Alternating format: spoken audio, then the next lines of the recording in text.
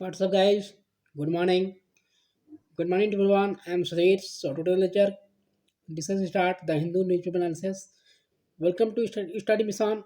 I hope all well. So आज के lecture में द हिंदू न्यूज़पेपर का एनालिसिस करेंगे। हम लोग देखेंगे क्या कुछ नया आर्टिकल है आज का। और आइए देखते हैं एडिटोरियल पेज पे क्या कुछ हम लोग का आज डिस्कस करने को है। तो देखिए, आज हम बात करेंगे न्यू एजुकेशन पॉलिसी की। जी हाँ, जो 2020 की न्यू एजुकेशन पॉलिसी आई थी उसके बारे में थोड़ा हम लोग डिटेल देखेंगे, आज बात करेंगे। और एकेडेमिया एंड फ्री वेल, तो हम लोग फ्री वेल कैसे बना सकते हैं अपने एजुकेशन को, यहाँ पे बात की जा रही है। तो इंडिया जो है dismal score on the academic freedom index, जो एकेडमिक फ्रीडम इंडेक्स है उसमें इंडिया डिसमेसल है, यानी कि इंडिया सबसे लोवेस्ट पे माना जा रहा है। इंडिया का स्कोर लोवेस्ट माना जा रहा है। इसमें जो AFI का जो इंडेक्स होता है, जो डाटा है इसका, इंडिया इसमें काफ़ी लो है, रिफ्लेक्ट कर रहा है। इशू इसमें क्या आता है कंट्रीज को, एक एजुकेशन सिस्टम में अगर बात करें तो इसमें इशू क्या आया है, इसको देखते हैं। हम लोग कुछ बातें देखेंगे। तो आइए सबसे पहले हम बात करते हैं न्यू एजुकेशन पॉलिसी की। एजुकेशन से रिलेटेड ही यहाँ पे आर्टिकल है, और इसी आर्टिकल को हम लोग नेशनल एजुकेशन पॉलिसी के रूप में भी यहाँ पे डिस्कस करेंगे, जिसको NEP बोला जाता है। NEP यानी कि 29 तारीख को, ये जुलाई 29 को, अभी ये जुलाई 29 को जब हमारा NEP निकल कर आया, न्यू एजुकेशन पॉलिसी, अभी दिस ईयर यानी कि 2020 में ही, 2020 का जो 29 जुलाई था उसमें न्यू एजुकेशन पॉलिसी जुड़ा था हमारा देश का। और हमारे देश में यानी कि अपने इंडिया में न्यू एजुकेशन पॉलिसी कितनी बार आ चुकी है, आप लोग कमेंट करिए। तो न्यू एजुकेशन पॉलिसी 3 बार आ चुकी है। जी हाँ, हमारे जो इंडिया में न्यू एजुकेशन पॉलिसी का जो चेंजिंग है वो 3 बार हो चुका है। फर्स्ट में हुआ था 1968 में, दूसरी बार हुआ 1986 में, एंड तीसरी बार हो रहा है 2020 में। तो ये आपको चेंजिंग दिखाई देगा 1968, 1986 एंड 2020। तो 3 बार न्यू एजुकेशन पॉलिसी आ चुकी है। और सबसे बेहद और सबसे सेहतमंद और सबसे कामयाबी वाली, मतलब सबसे बोल सकते हैं सबसे सक्सेसफुल वाली जो न्यू एजुकेशन पॉलिसी होगी वो 2020 की मानी जा रही है।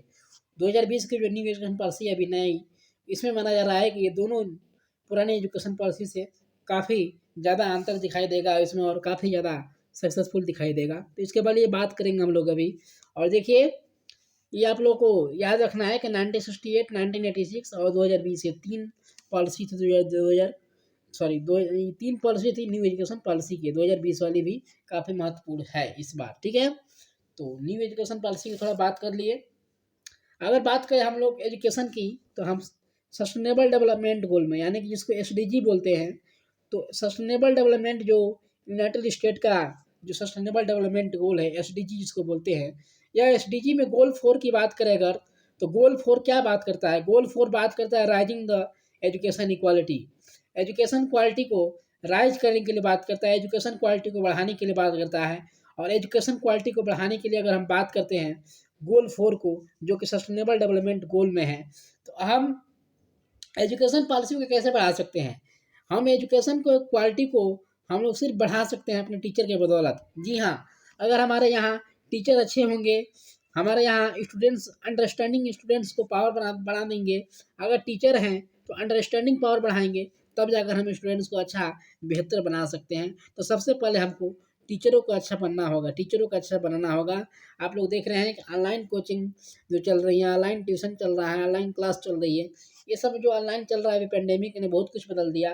तो ऑनलाइन सिचुएशंस में बहुत सारे टीचर्स को ये नहीं मालूम है हम लोग ऑनलाइन कैसे आएंगे, हम लोग ऑनलाइन बच्चों से कैसे जुड़ेंगे। तो ये चीज़ें कहीं ना कहीं सॉल्यूशन इसको लाने की ज़रूरत है, क्योंकि टीचर कहीं ना कहीं अवेयरनेस इस बारे में नहीं है।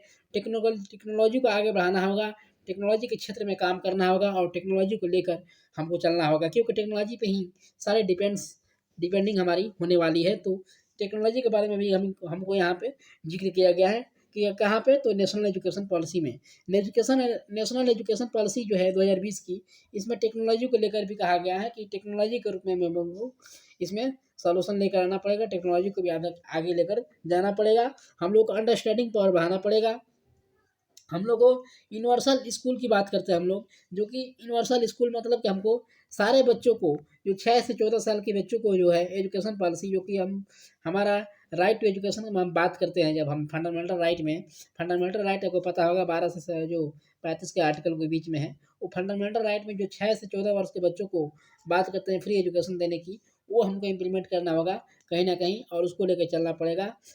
बच्चे स्कूल से जो छोड़ते हैं, जो बच्चे स्कूल ना जा पाते हैं, जो बच्चे या तो मनी के कारण नहीं जा पाते हैं, पैसे के कारण, या तो फिर फैमिली फैमिली बैकग्राउंड के कारण नहीं जा पाते हैं, या कुछ और लाइफ की प्रॉब्लम्स होती है, उससे बच्चे स्कूल नहीं जा पाते हैं, जो बच्चे नहीं पढ़ पाते हैं, उनको कहीं ना कहीं यहाँ पे इम्प्लीमेंट करके चलना होगा, उनको उनमें कहीं ना कहीं सुधार करने की ज़रूरत होगी। ये न्यू एजुकेशन पॉलिसी के रूप में कहा जा रहा है।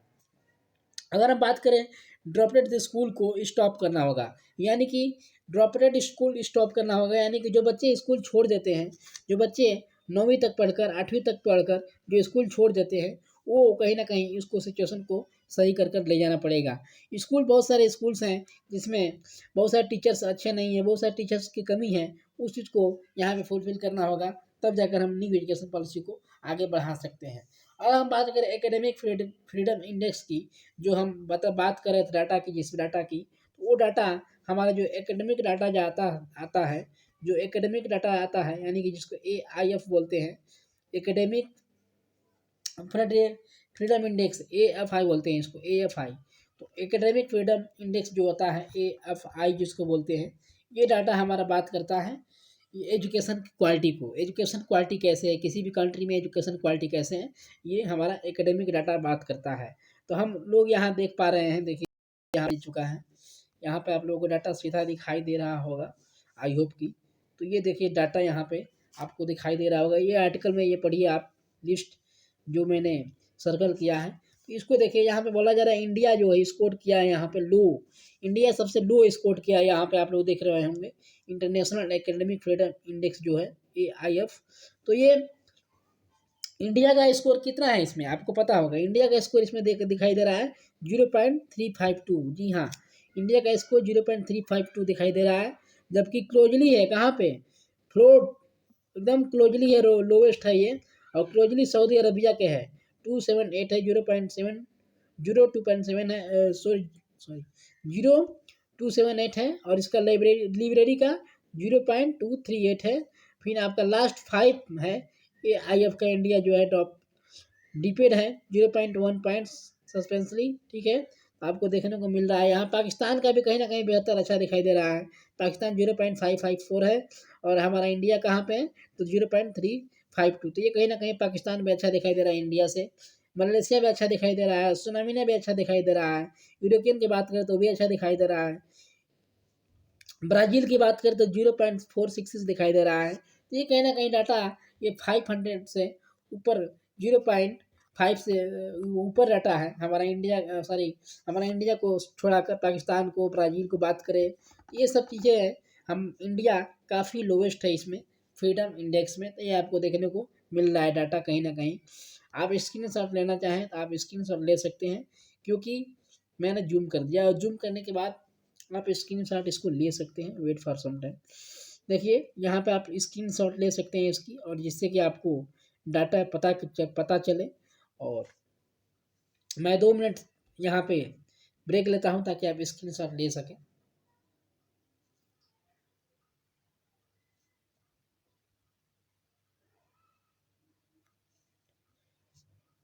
आई होप कि आप लोग स्क्रीनशॉट ले लिए होंगे। तो आइए चलते हैं, अगर हम बात करें थोड़ा आगे, तो इसमें मैंने बताया कि पाकिस्तान जो है काफ़ी अच्छा दिखाई दे रहा है इस इंडेक्स में, और ब्राज़ील भी अच्छा दिखाई दे रहा है, सुलमिया भी अच्छा दिखाई दे रहा है, सुलमिया। तो ये जो है ये कंट्रीज कहीं ना कहीं ये शो करती है कि यहाँ पे एजुकेशन पॉलिसी कहीं ना कहीं इंडिया से ज़्यादा बेहतर है, और किस मामले में बेहतर है ये हमको जानना पड़ेगा, क्योंकि इंडिया में काफ़ी टीचर्स की कमी है, काफ़ी टीचर क्रिटिसाइड करते हैं, अपने लाइफ को लेकर क्रिटिसाइड रहते हैं, अपने स्टडीज को लेकर क्रिटिसाइड रहते हैं, अपने प्रोफेशन को लेकर क्रिटिसाइड रहते हैं।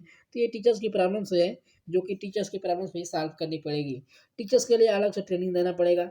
न्यू एजुकेशन पॉलिसी में हमारी बात हुआ था, टीचर्स को न्यू पॉलिसी देना पड़ेगा, न्यू ट्रेनिंग देना पड़ेगा, क्योंकि टीचर्स को वो ट्रेनिंग देना पड़ेगा जिससे बच्चे रटा रटा है जिसको बोलते हैं हम लोग, उसको ख़त्म करना है। बच्चों को अंडरस्टैंडिंग पावर बढ़ाना है, किसी भी टॉपिक के ऊपर हम लोग को अंडरस्टैंडिंग पावर बढ़ाना है, ना कि उसको रटवाना है। ये चीज़ें टीचर्स को हमारा ट्रेनिंग देनी पड़ेगी। अगर हम नेशनल रिसर्च फाउंडेशन की बात करें, यानी कि NRF की बात करें, नेशनल रिसर्च फाउंडेशन की, तो ये बात करता है हमारा मेरिट बेस्ड बात करता है रिसर्च फाउंडेशन करने के लिए कि रिसर्च किया जाए, एजुकेशन पे रिसर्च किया जाए, अगर क्या कुछ कमी रह गई उसको सुधारने की ज़रूरत है, उस पर रिसर्च किया जाए। तो ये हमारा बात करता है कौन, तो national research foundation. Rent seeking culture की बात करें तो AIF में रेंट सीकिंग कल्चर जो है ये ऑटोमेटिकली कंप्राइज होता है, और गिफ्टी फ्रीडम में आपको देखने को मिल रहा है कि इंडिया काफ़ी नीचे है लार्ज तरीके पे, और इंडिया इकोनॉमिक, सोशली और कल्चरली के राइट्स है जो कि इंडिया को तभी भी यहाँ पे आगे दिखाई देने को नहीं मिल रही है। तो ये कहीं ना कहीं हमको सुधारने की ज़रूरत है। अगर हम बात करें जामिया मिलिया जैसे यूनिवर्सिटी है, दिल्ली यूनिवर्सिटी है, ये जो मोस्ट यूनिवर्सिटीज़ हैं, ये यूनिवर्सिटी में आपको देखने को मिल रहा है पॉलिटिकल लीडर्स हैं जो कि पॉलिटिक करते हैं, यहाँ पे पॉलिटिकल टीचर्स होते हैं। अभी आपको फ्रांस में देखने को मिला, फ्रांस में क्या देखने को मिला कि एक टीचर्स थे जो कि फ्रांस में जो देखने को मिला कि एक टीचर्स थे जो कि अभी यहाँ पे टेररिस्ट की बात कर रहे थे, पॉलिटिक्स की बात कर रहे थे, और उनको गला काट कर मार दिया गया। तो ये जो चीज़ें हैं हमारे इंडिया में कहीं ना कहीं काफ़ी कम है, लेकिन हम लोग अगर बात करें पॉलिटिक्स की तो इंडिया में काफ़ी स्टूडेंट्स का और काफ़ी टीचर्स हैं जो कि हमें पॉलिटिक्स की बात करते हैं। देखिए, हम नहीं बोलते हैं कि पॉलिटिक्स की आप बात ना करें, लेकिन ये अच्छा नहीं है कि आप स्कूल्स में जाकर एजुकेशन की जगह पे आप पॉलिटिक्स की बात करें, तो ये काफ़ी अच्छा नहीं है। आपको कहीं ना कहीं हमें अपने देश के भविष्य को देखना है और अपने देश के भविष्य को सुधारना है, ना कि पॉलिटिक्स की बात करनी है। तो ये टीचर्स को कहीं ना कहीं लेकर चलना पड़ेगा, टीचर्स को ट्रेनिंग देनी पड़ेगी। अगर बात करें जामिया मिलिया और हमारे यूनिवर्सिटीज़ के जैसे, तो ये एंटी नेशनल बोला जाता है इनको, कि एंटी नेशनल है, एंटी कंट्री है। तो ये इनको कहीं ना कहीं सुधारने की ज़रूरत है, और इस चीज़ को कहीं ना कहीं सुधारने की ज़रूरत है। ठीक है, तो ये चीज़ें हैं कि हमारा ये देश आगे नहीं बढ़ रहा है, इसलिए हमको क्रिएटिविटी माइंड लेकर चलना पड़ेगा और एक अच्छे से अपना सॉल्यूशन इसके लिए ढूंढना पड़ेगा। आई होप कि आप लोग समझ गए होंगे, काफ़ी कुछ यहाँ पे डिस्कस किया गया, प्रॉब्लम्स डिस्कस किया गया, प्रॉब्लम्स क्या क्या है, उसको सॉल्यूशन क्या क्या है, और न्यू एजुकेशन पॉलिसी की बात की गई। तो आई होप कि आप लोग समझ गए होंगे, और एकेडमिक फ्रीडम इंडेक्स की बात की गई इंटरनेशनल लेवल पे। तो आई होप कि आप लोग समझ गए होंगे पूरे आर्टिकल, और पूरे आर्टिकल आपको बेहतर तरीके से समझ में आया होगा। Thank you for listening, and you can follow me on social media anywhere, Instagram, Twitter, WhatsApp, Facebook, anywhere you can follow me. All the links given in description box. You can go here and follow me. So please press the bell icon for daily notification. तो bell icon को press करिए ताकि आपको daily notification मिलता रहे हमारे video lectures का, और काफ़ी अच्छा लगे तो आप शेयर करिए, लाइक करिए, सब्सक्राइब करिए। Thank you for listening. जय हिंद।